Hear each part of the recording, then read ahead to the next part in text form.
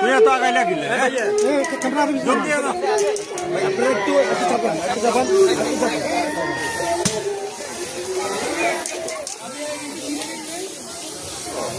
আমরা আমাদের শিক্ষার্থীরা আমরা চাই তাদের সাহস বাড়ে তারা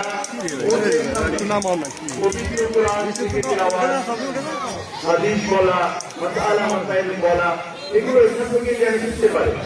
আমাদের বাচ্চাদের আমরা চাই না যে